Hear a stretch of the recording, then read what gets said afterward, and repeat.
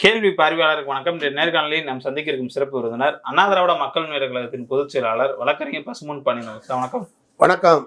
பீகார் தேர்தல், பீகாரினுடைய சர்ச்சையை முடிவடையாத சூழல்ல தமிழ்நாட்டில் எஸ்ஐஆர், அதாவது தமிழ்நாட்டில் வாக்காளர் சிறப்பு தீவிரத்திட்டம் கூட கொண்டு வர மாதிரியான பல கருத்துக்களை வருகிறது. அடுத்த வாரம் அதை தொடங்குவாங்கன்ற மாதிரினா பல்வேறு செய்திகள் வருகிறது. பீகார்லேயே கிட்டத்தட்ட ஒரு 65 லட்சம் வாக்காளர் நீக்கியிருந்த சம்பவம் நாட்டையே அதிர்வலை ஏற்படுத்துது. அடுத்த ஆண்டு தமிழ்நாடு தேர்தல் வரக்கூடிய சூழல்ல இந்த மாதிரியான சம்பவத்தை நீங்க எப்படி பாக்குறீங்க? ஒன்றிய பாஜக அரசை பொறுத்தளவில் தன்னாட்சி அட்டானமஸ் பாடி, செல்ஃப் அட்டானமஸ் பாடியா இருக்கக்கூடிய தன்னாட்சி நிறுவனங்களை எல்லாம் தன் கைப்பாவையாக தொடர்ச்சியாக இந்த 11 ஆண்டு கால ஆட்சியில் மாத்திட்டு வருது. தேர்தல் ஆணையம் ஒரு செல்ஃப் அட்டானமஸ், வருமான வரித்துறை, அமலாக்கத்துறை, புலனாய்வுத்துறை அனைத்தையுமே தன்னுடைய கைப்பாவையாக பாஜகவுடைய கைப்பாவையாக மாற்றி வருது. நமக்கு தெரியுது. அமலாக்கத்துறை சென்றாலே அவனெல்லாம் பாஜக கட்சிக்கு மாறினான். அப்ப அமலாக்கத்துறைன்றது பாஜக கட்சி அமலாக்கத்துறை அணின்னு வச்சுக்கிறோம். அது மாதிரிதான் தேர்தல் சீர்திருத்தம் என்ற பெயர்ல நாட்டில் இருக்கக்கூடிய பெரும்பான்மையான ஜனநாயக கட்சிகள் எல்லாம், பெரும்பான்மையான கட்சிகள் இதை எதிர்க்கிறான். இவன் ஆவணம் கேட்கறது இவன் தான் ஆதார், எதுக்குமே ஆதார் வேணும்னு சொன்னான். அப்புறம் ஆதார் செல்லாதுன்றான். இப்படி பல்வேறு குளறுபடிகளை பண்ணுவன்னு பீகார்ல ஒரு 65 லட்சம் வாக்காளர்களை காலி பண்ணியிருக்கான். இதுக்கு பேரு தேர்தல் சீர்திருத்தன்ற பேர்ல பண்ணியிருக்கான். தொடர்ச்சியா காஷ்மீர்ல பண்ணியிருக்கிறாங்க, தொடர்ச்சியா கர்நாடகத்தில் பண்ணிருக்காங்க. இதெல்லாம் ராகுல் காந்தி ஆதாரபூர்வமா, ஏன்னா ஒரு வீட்டில் 2000 ஓட்டு, ஒரு வீட்டில் 1000 ஓட்டு பண்ணியிருக்கிறாங்க. நாடாளுமன்ற தேர்தலில் கடந்த 2024 நாடாளுமன்ற தேர்தலில் நம்ம முழுமையாக விசாரிச்சோம்னு சொன்னால் 100க்கு மேற்பட்ட தொகுதிகளில் இவங்க ஃப்ராட் பண்ணியிருக்கிறாங்க. அதனால தான் இவங்க வெற்றி பெற்றிருக்கிறாங்க அப்படின்றதான் இப்போ செய்தி வந்துக்கிட்டு இருக்கு. இந்த நிலையில் அவன் கண்ணை உறுத்துறது தமிழ்நாடு மட்டும்தான். தமிழ்நாட்டில் ராகுல் காந்தி அதுவும் டெல்லி நாடாளுமன்றத்திலே பேசிட்டாரு, நீ இந்தியாவில் எந்த மாநிலத்தில் நுழைய முடியும், தமிழ்நாட்டுக்குள்ள நுழையவே முடியாது, ஆட்சியை பிடிக்கவே முடியாதுன்னு பேசிட்டாரு. இதில் அமித்ஷா ஒரு பெரிய சண்டீர், மோடி இவங்கெல்லாம் சேர்ந்து எப்படியாவது தமிழ்நாட்டில் ஒரு குழப்பம் பண்ணுவோம் அப்படின்னு எல்லா வகையான குழப்பமும் பண்ணி பார்க்குறாங்க. யாரோ இறக்கி விட்டு பார்க்குறாங்க. ரஜினிகாந்தை கூப்பிட்டாங்க, அந்த ஆள் தெளிவான ஆள், ஆளை விட்டா போக முடியாது சாமின்ட்டு ஓடி போயிட்டாரு. வெற்றிடம் இல்லை, ஒரு இடம் இல்லை, ஆளை விட்டா போதும்னு கும்பிட்டு ஓடி போயிட்டான். இப்போ விஜய் இறக்கி விட்டு 42 பேர் உயிரை காலி பண்ணிட்டு இன்னைக்கு வரைக்கும் இரங்கல் தெரிவிக்க கூட விஜயை போக விடாம அவங்க கண்ட்ரோலில் தான் வச்சுக்கிட்டு போனாக்குன்னு 2 பேரும் செத்து போயிருவான். சிபிஐ கண்ட்ரோலுக்கு போயிடுச்சு இல்லை, சிபிஐ கண்ட்ரோலுக்கு போயிட்டாலே குற்றமானதான் இருக்கு, எங்க பேச்ச கேளுன்ற. இப்போ இறந்த ஆளுகளை பூரா இங்கே கூப்பிட போறானா, மாமல்லபுரத்துக்கு கூப்பிட போறானான்னு தெரியல. இப்படி ஒரு நிலைமையில விஜயை கொண்டு போய் திரிசங்கு நிலைமையில கொண்டு போய் நிப்பாட்டாங்க பாஜக. இதே மாதிரிதான் இப்ப எடப்பாடி பழனிசாமிய மகனை காமிச்சு, வா உன் மகன் திகார் ஜெயிலுக்கு போவா, ஒரு சம்பந்தி 2 பேரும் ஒன்னா அனுப்புவா, தனித்தனி பிளாக்ல போடவா திகார் ஜெயில அப்படின்னு கேட்டு அந்த ஆள் குப்புறக்கோல விழுந்து கிடக்காரு. ரெட்டையிலையை கொண்டு போய் கொடுத்து விழுந்து கிடக்காரு. மற்ற எல்லாத்தையும் ஆஃப் பண்ணி வச்சிருக்கான். இப்ப தமிழ்நாட்டில் எப்படிதான் செய்தாலும் தமிழகத்தை பொறுத்தளவில் திராவிட இயக்கம், பெரியார் மண்ணு, அண்ணாவுடைய சிந்தனை, இங்கே மக்கள் தெளிவாக இருக்கிறாங்க. ஏன்னா கடந்த 3 நாடாளுமன்றத்தில் ஒரு சீட்டு கூட அவங்க வாங்க முடியல. இன்னும் பிஜேபி டெபாசிட் கூட இழந்து போயிடும் தமிழ்நாட்டை பொறுத்தளவுல. மக்கள், தமிழ்நாட்டு மக்கள் பொறுத்தளவு இன்னைக்கு தெளிவா இருக்கிறோம். கேரளா கூட ஒரு சீட்டு கொடுத்துட்டாங்க, நம்ம கொடுக்கல. அப்ப இங்க எப்படியாவது கால் பதிக்கணும், கை பதிக்கணும்னு நினைக்கிறேன். காலும் இல்லாம கையும் இல்லாம ஓடிடுவாங்க. அது வேற. இங்க எப்படியா வேற மாதிரி தப்பான இடத்துல காலை பதிச்சு என்னாங்க. தமிழ்நாடு மோசமான ஊரு. அது அமித்ஷா அங்கிட்டு வச்சுக்கலாம், ஜண்டியர் தனத்தை பீகார்ல வச்சுக்க, எங்கிட்ட வச்சுக்க. தமிழ்நாட்டுல காலை வைப்போம், கையை வைப்போம்னா தேவையில்லாத காலை வைக்க முடியாது, தேவையில்லாத கையை விட முடியாது. இது தமிழ்நாடு மோசமான ஊரு. அது அமித்ஷாவுக்கு தெரியல. இப்பதான் ஆளை விட்டு பாக்குறாரு. இங்க ஆளை மோசமான இடம். பெரியார் என்ற கிழமை இங்க போட்டு வச்சிருக்காரு சரியான ஆழத்தை. கொள்கை ஆழம் இங்க இருக்கிறது, இங்கே லட்சிய ஆழம் இருக்கிறது. திராவிட இயக்க ஆழம் பெரிய ஆழம், ஆழம் பார்க்க முடியாது.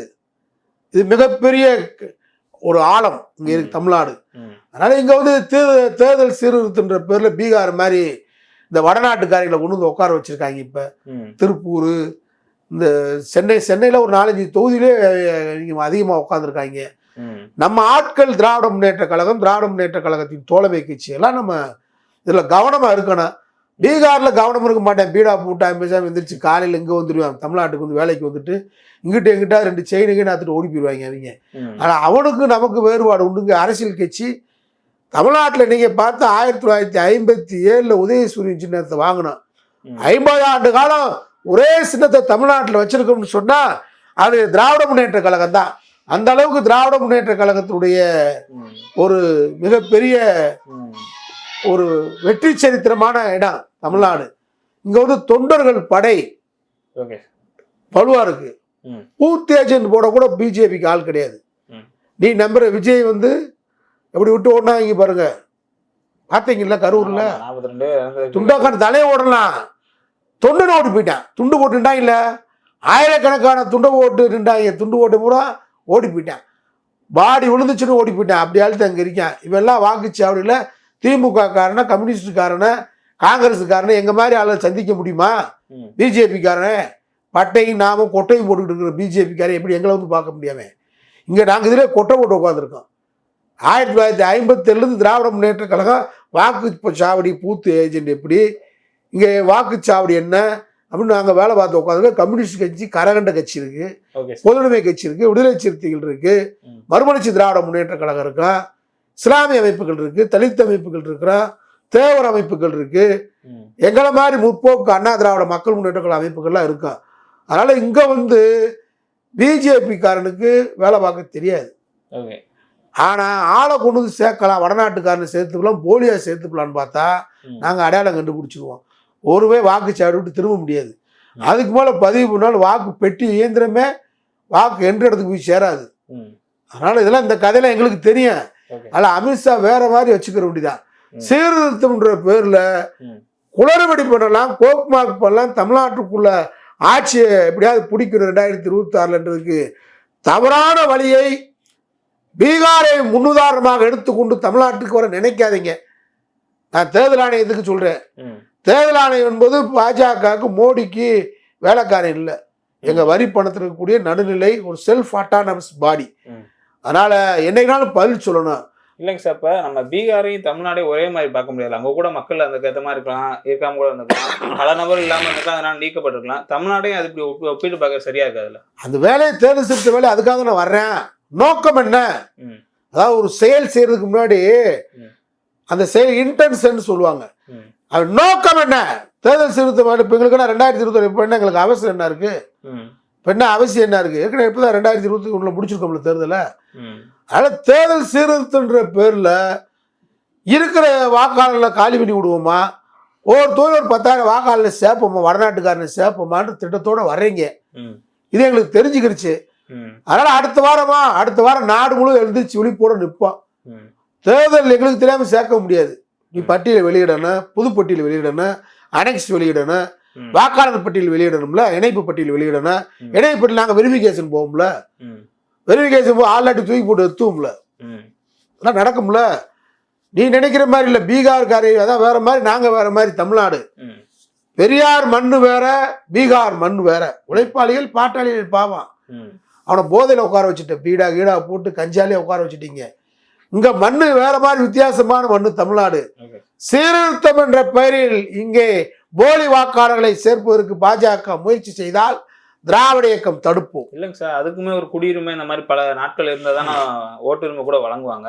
அப்படி இருக்கக்கூடிய சூழல்ல பீகார், வட இந்தியர்களை வந்து திணிக்கிறதுக்காக இந்த திட்டம் இருக்கான்னு நீங்க நினைக்கிறீங்களா? கண்டிப்பா. அது என்ன மாற்றம் இருக்கு? இங்க வந்திருக்காங்க மாறுவாடி, பிழைக்கலாம், இங்க வந்து வாழலாமே தவிர எங்களை ஆள நினைக்க கூடாது. இங்க வந்து வாழலாம், யாரு வேணாலும் வாழு, தமிழ்நாட்டுக்கு வந்து வாழ்ந்துக்க. ஆனா ஆளும் நினைச்சாக்கு நடக்காது அது. ஆனா இப்ப எங்க மாதிரி அண்ணா திராவிட மக்கள் முன்னேற்ற கழகம் எதிர்காலத்தில் என்ன கோரிக்கை வைக்கணும்னு கேட்டா, எந்த மாநிலத்துக்காரும் இந்தியாவுக்கு வா, இங்க வந்து 10 வருஷம் சும்மா குடியிருந்தா தான் உனக்கு 10 வருஷம் கழிச்சா வாக்காளருக்கு அடையாள அட்டை, உனக்கு ஓட்டு போடுற உரிமை, அப்பதான் சொத்து வாங்கணும். இது மாதிரி கொண்டு வரணும், இல்லாட்டி இது நாடு கெட்டு போயிடும். பார்ப்பன ஆதிக்கத்தை எதிர்க்கிற மாதிரி மார்வாடிகள் ஆதிக்கத்தை எதிர்க்க வேண்டிய காலத்தில் இருக்கிறோம். மார்வாடிகள் வந்து பூரா சென்னையை பாதி சென்னையை பிடிச்சி விட்டேன். கோயம்புத்தூரை பிடிச்சிக்கிட்டு இருக்கேன், ஈரோட பிடிச்சிக்கிட்டு இருக்கேன், நம்மளால அடி வாங்கி ஓடிக்கிட்டு இருக்காங்க. அதனால என்னடா 10 ஆண்டுகளுக்கு வந்து வாழ்ந்துங்க வாடகையில குடியிரு, 10 வருஷம் கழிச்சா சொந்த வீடு வாங்கணும், சொத்து வாங்கணும், 10 வருஷத்துக்கு தான் வாக்காளர் உரிமை.